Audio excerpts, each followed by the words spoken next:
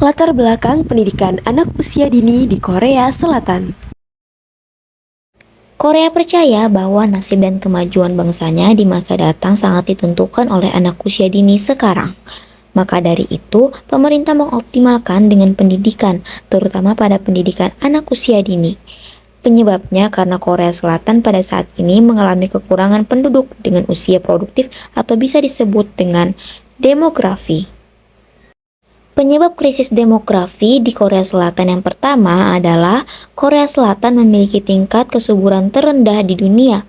Penyebab rendahnya angka kesuburan di Korea Selatan adalah tingginya pengeluaran dalam hal pemeliharaan anak, tingginya angka pengangguran bagi anak muda, beban berat bagi ibu yang bekerja dan masih harus menanggung pekerjaan rumah tangga, serta pendidikan dan pekerjaan yang sangat kompetitif.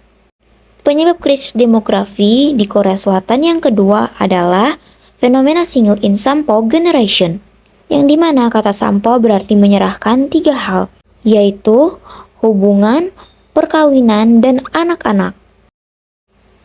Wanita Korea Selatan tidak hanya memilih untuk memiliki anak lebih sedikit, beberapa memilih untuk melepaskan hubungan romantis sepenuhnya. Semakin banyak yang memilih untuk tidak menikah sama sekali.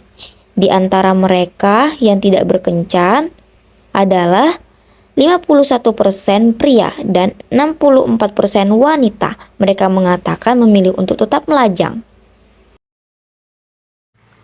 Penyebab selanjutnya adalah fenomena child free.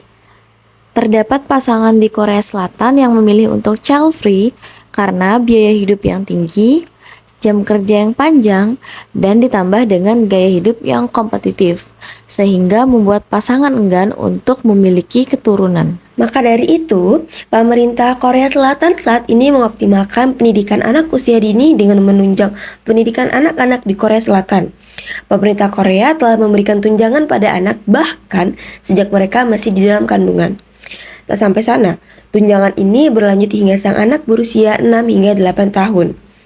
TK di Korea bukanlah persyaratan masuk sekolah dasar dan juga tidak diwajibkan masuk dari tingkat 1.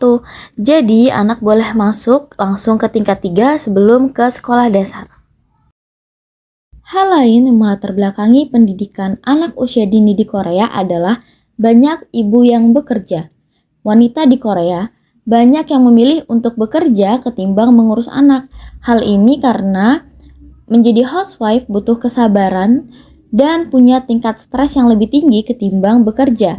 Wanita yang mempunyai pendidikan tinggi dan mempunyai status yang baik akan cenderung memperjuangkan karirnya sehingga memilih untuk mempercayakan anaknya pada suatu lembaga pendidikan anak usia dini.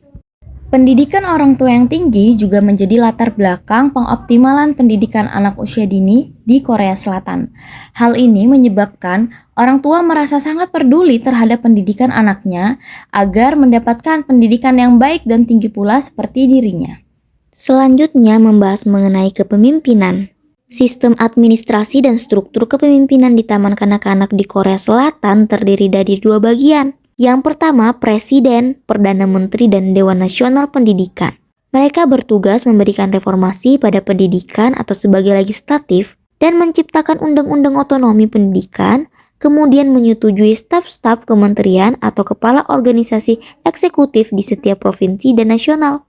Yang kedua ada Kementerian Pendidikan, di mana bertugas sebagai badan pelaksana pemerintah pusat yang memiliki kendali administratif atau perencanaan, pelaksanaan, dan pemantauan kebijakan pendidikan yang mengarahkan pendidikan Korea. Kementerian Pendidikan bertanggung jawab membuat kebijakan pendidikan dan memilih kepala eksekutif atau disebut pengawas pendidikan yang sudah disetujui oleh pemerintah pusat, yaitu Dewan Nasional Pendidikan. Selanjutnya adalah rekrut sumber daya manusia. Syarat untuk menjadi guru di Korea Selatan yang pertama adalah memiliki paspor atau visa yang valid, memiliki catatan kriminal yang bersih, dan memiliki catatan kesehatan yang bersih. Jalani pemeriksaan kesehatan dan latar belakang kriminal. Untuk menjadi guru berlisensi di Korea Selatan, penting untuk memiliki catatan kriminal dan kesehatan yang bersih. Pemerintah Korea mewajibkan semua individu yang ingin bekerja sebagai guru untuk menjalani pemeriksaan latar belakang kriminal dan kesehatan. Badan Kepolisian Nasional Korea melakukan pemeriksaan latar belakang kriminal dan pemeriksaan kesehatan dilakukan oleh institusi medis yang ditunjuk oleh Departemen Kesehatan Korea. Calon guru tidak perlu khawatir karena pemeriksaan ini dilakukan dengan cepat dan mudah sehingga dirancang untuk memastikan bahwa setiap individu cocok untuk bekerja sebagai guru dan guru dapat menghargai diri mereka sendiri dengan jalur karir yang sukses. Selanjutnya adalah kemampuan berbahasa.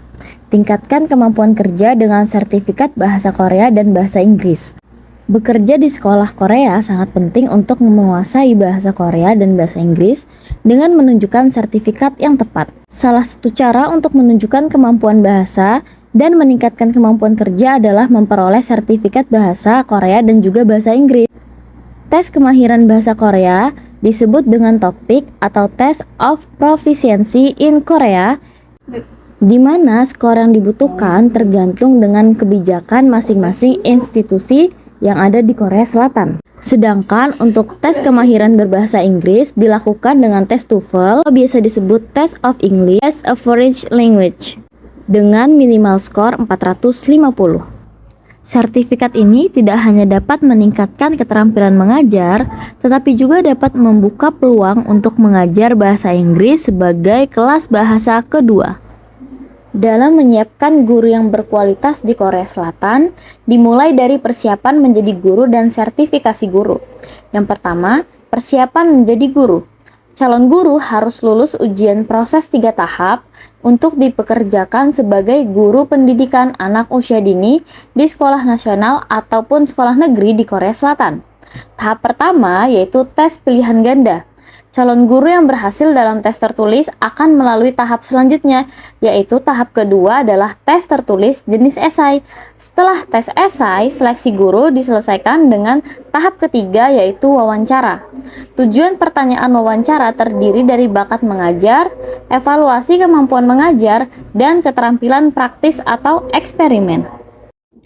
Sumber daya manusia. Di Korea Selatan, terdapat pelatihan untuk guru yang baru dipekerjakan. Program pelatihan kualifikasi digunakan untuk memperoleh status yang lebih tinggi atau sertifikat khusus. Program pelatihan pengembangan kinerja yang dirancang digunakan untuk mempromosikan profesionalisme dalam hal pendidikan guru dalam jabatan. Guru yang baru dipekerjakan seharusnya mengikuti pelatihan dalam jabatan untuk menyesuaikan diri dengan lingkungan sekolah. Terdapat 3 fase bagi para guru untuk melakukan pelatihan. Yang pertama ada pelatihan prakerja, yang kedua ada pelatihan pasca kerja, dan yang ketiga adalah pelatihan panen. Fase prakerja meliputi pelatihan selama 2 minggu tentang bimbingan siswa, keterampilan manajemen kelas, dan juga pengembangan kapasitas dasar guru, sehingga tugas-tugas praktis ditekankan selama periode 2 minggu ini. Selanjutnya adalah fase pasca kerja. Fase ini berlangsung selama 6 bulan dan pelatihan ini tentang bimbingan serta evaluasi instruksional, pengawasan kelas dan bimbingan kehidupan, bimbingan khusus dan bakat peserta didik, serta pengawasan pekerjaan. Hal itu diarahkan oleh kepala sekolah, wakil kepala sekolah, dan guru pembimbing dengan tujuan untuk meningkatkan kemampuan dan daya adaptasi guru. Fase ketiga adalah pelatihan panen yang terdiri dari tahapan meringkas dan menyimpulkan pelatihan selama 2 minggu melalui cerita kasus, diskusi kelompok, dan juga laporan tertulis. Pemantauan kualitas guru biasanya melibatkan observasi atau evaluasi diri yang dikombinasikan dengan penggunaan skala penilaian, daftar periksa, atau portofolio, dan dapat menjadi bagian dari pemantauan kualitas layanan. Classroom Assessment Scoring System atau CLAS merupakan instrumen observasi yang menilai kualitas interaksi guru dan anak di kelas prasekolah berbasis pusat. Bagaimanakah sistem penilaian kelas atau CLAS berdampak pada keberhasilan peserta didik?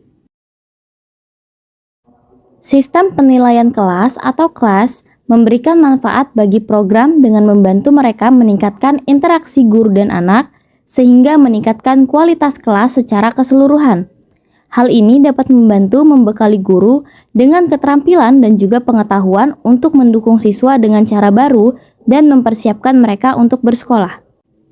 Penelitian Teachstone menunjukkan bahwa anak-anak di ruang kelas dengan skor kelas tinggi mengalami hasil pendidikan dan sosial yang lebih kuat, termasuk peningkatan pemahaman mendengarkan, keterampilan kosakata dan matematika yang lebih kuat, peningkatan kesadaran sosial emosional, dan berkurangnya perilaku bermasalah, serta sikap positif terhadap pembelajaran, dan masih banyak lagi.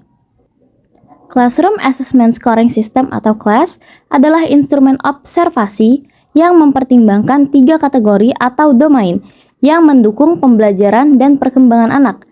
3 domain payung tersebut adalah dukungan emosional, organisasi kelas, dan dukungan instruksional. Terdapat skor minimum kelas, yaitu pertama pre-K3 yaitu emotional support dengan skor 4,75, yang kedua pre-K3 yaitu classroom organization dengan skor 4,50, dan yang terakhir adalah pre-K3 dengan instruction support dengan skor 2,75. Selanjutnya adalah pembiayaan PAUD di Korea Selatan. Pemerintah Korea Selatan memberikan tunjangan kepada anak bahkan sejak mereka masih dalam kandungan. Tunjangan yang diberikan berlanjut sampai dengan anak berusia 6-8 tahun. Di Korea Selatan, TK swasta lebih mendominasi dibandingkan dengan TK negeri. Perbedaan antara TK negeri dan TK swasta dapat terlihat, contohnya seperti jika di TK negeri pemerintah memberikan semua fasilitas sekolah secara gratis kecuali untuk biaya transportasi, makan, dan biaya ekstrakurikuler, tetapi mereka tetap harus membayar meskipun dengan nominal yang tidak terlalu besar. Berbeda dengan TK swasta yang berstandar internasional yang biayanya dikeluarkan tidak sedikit.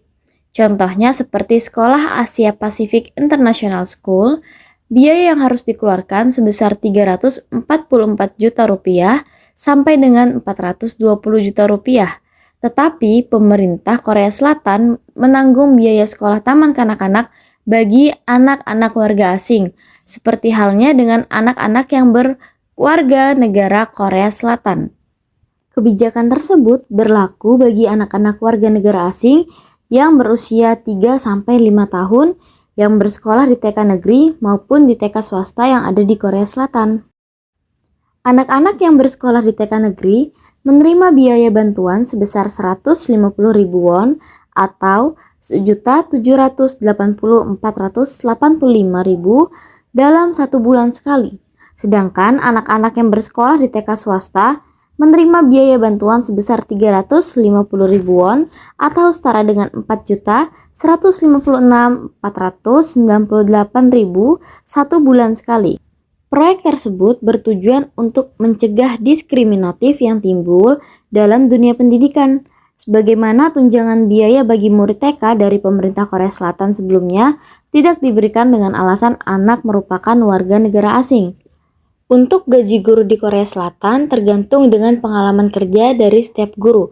Gaji rata-rata untuk guru taman kanak-kanak adalah 22.161 won per jam atau setara dengan 266.676,51 rupiah per jam dan 46.094.655 won per tahun atau setara dengan 552.261.721,52 rupiah per tahun. Selanjutnya adalah kurikulum PAUD di Korea Selatan. Bagaimana sih kurikulum PAUD di Korea Selatan? Korea Selatan menggunakan kurikulum di tingkat PAUD yang berprinsip bahwa setiap anak berhak untuk mendapatkan kebahagiaan sehingga dapat meraih harapan dan impiannya. Kurikulum di Korea Selatan tidak mengembangkan atau mengajarkan agama, namun lebih fokus dalam pengembangan 5 aspek perkembangan, yaitu olahraga, komunikasi, seni, bermain, serta berbaur dengan alam. Aspek pertama yaitu aspek olahraga. di mana aspek ini akan memacu gerak motorik kasar dan juga gerak motorik halus anak. Pengembangan aspek olahraga di Korea Selatan dilatar belakangi pada Piala Dunia ke-17 di Korea Selatan dan Jepang di tahun 2002 dan Olimpiade musim dingin ke-23 di Pyeongchang pada tahun 2018, Korea Selatan memantapkan statusnya sebagai negara maju di bidang olahraga.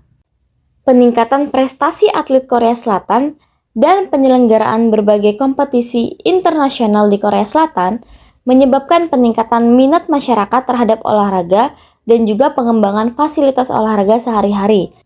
Latar belakang inilah yang memotivasi pendidikan anak usia dini di Korea Selatan harus mengutamakan dan mengembangkan aspek olahraga.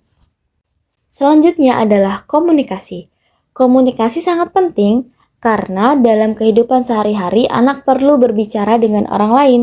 Di Korea Selatan, yang diutamakan adalah bahasa Korea dan tambahan bahasa Inggris, di mana bahasa Inggris ini akan memberikan wawasan dan kosakata baru kepada anak tentang bahasa. Yang ketiga adalah keterampilan seni. Keterampilan seni sangat penting untuk mengembangkan kreativitas anak usia dini di Korea Selatan. Setiap minggunya terdapat proyek-proyek seni dan karya yang boleh dibawa pulang oleh anak setelah dilakukan atau dibuat di sekolah. Selanjutnya adalah aspek bermain. Aspek bermain sangat penting bagi anak usia dini karena melalui bermain anak akan merasa senang, mendapatkan pembelajaran dan juga mendapatkan pengalaman. Dan tujuan utama dari kegiatan bermain di sekolah yaitu pendidikan anak usia dini di Korea Selatan untuk meningkatkan sikap saling menghargai. Karena mayoritas sekolah di Korea Selatan yaitu pendidikan anak usia dininya terdapat anak-anak yang berasal dari berbagai negara. Sehingga melalui kegiatan bermain inilah anak diajarkan untuk saling menghargai teman-temannya. Yang terakhir adalah berbaur dengan alam. Beberapa pendidikan anak usia dini ataupun daycare di Korea Selatan menyediakan kegiatan luar ruangan atau outdoor seperti berjemur dan bermain di taman. Selain itu, pendidikan anak usia dini atau daycare di Korea Selatan mengadakan kegiatan-kegiatan seperti hiking dan juga camping untuk anak-anak usia dini, tetapi tetap dengan pengawasan guru ataupun pengawasan orang dewasa.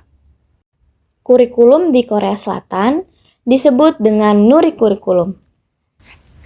Kurikulum Nuri itu apa ya, teman-teman?